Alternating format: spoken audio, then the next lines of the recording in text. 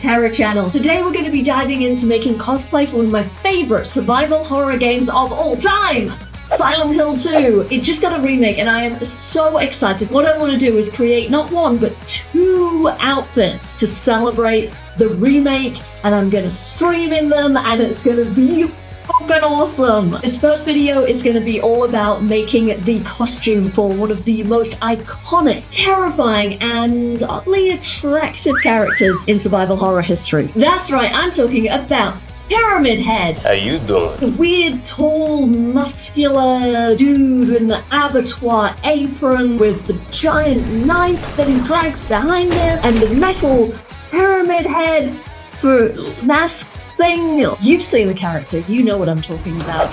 Specifically, what we're doing today is I want to make the costume from the game. Not just the game, but specifically Silent Hill 2, and specifically Silent Hill 2 Remake. Also, we're going to do a little bit of a gender bend on it. We're going to be doing the female version of Pyramid Head, obviously, because I am a girl. Of course, feel free to modify this. That's the beauty of cosplay. Do whatever you want. So without further ado, let's get into how I made this.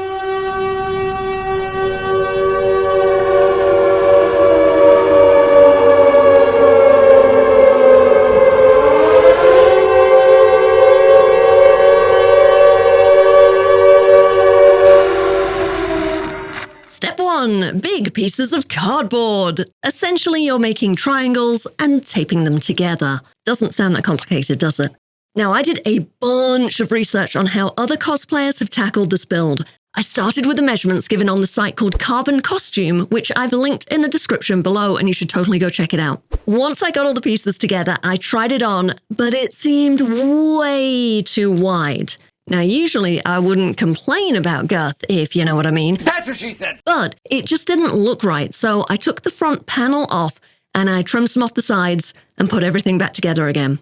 Step 2, hot glue! Lots and lots and lots of glue to make it all rigid, oi oi, and hold it all together. This baby isn't going anywhere. I took a break to eat some Funyuns while it dried, and then it was time for step 3, paper mache. I kind of felt like I was back in school doing this. When I put the paper on, I let it wrinkle to create this sort of veiny, skin-like texture. And I added in some brown and some purple paint to get a base coat of a leather/rust color. I added a couple strips of 4mm EVA foam to the front to create more of an industrial kind of look, and then I painted the whole thing again with more brown and more red to get the color just how I wanted it. I like the way the hot glue at the seams looks like welding, and the wrinkled paper looks more organic, which perfectly reflects the vibe of Silent Hill in the way that everything is rusty and dirty and fleshy all at the same time.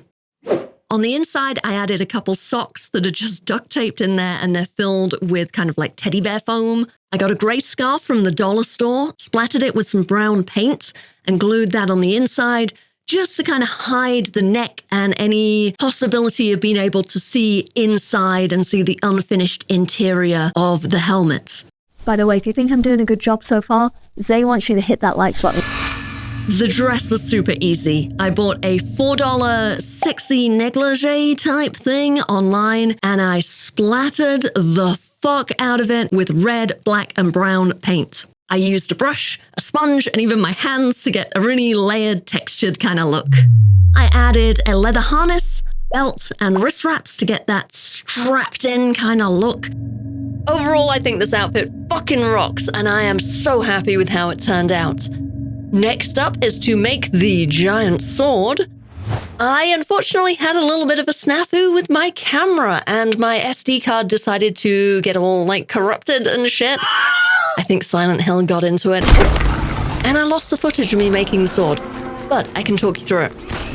Basically, I used one of these foam insulation boards. You can get them from your local hardware store. They come in sheets of 8 foot by 4 foot. Make sure you have a vehicle that's big enough that can carry these. If not, you will have to cut it up in the store. I basically just traced out the shape of the knife onto the board, cut it out with a craft knife, and then I sanded it down, and then I covered it with a bunch of wood glue. This creates like a hard shell that will take the paint really easily. I spray painted it black, then I spray painted it with a hammered finish dark silver. After that was dry, I painted along the blade in a couple different tones of silver, and then I also added some red, and I tried to pay attention to where the blood should be thickest and add a lot of texture to it. Just layers and layers and layers and layers and layers of paint. I then cut out 2 domes to make the bolt-like looks, just glued these on, painted them in the exact same way. And that's it. That's how the whole thing comes together.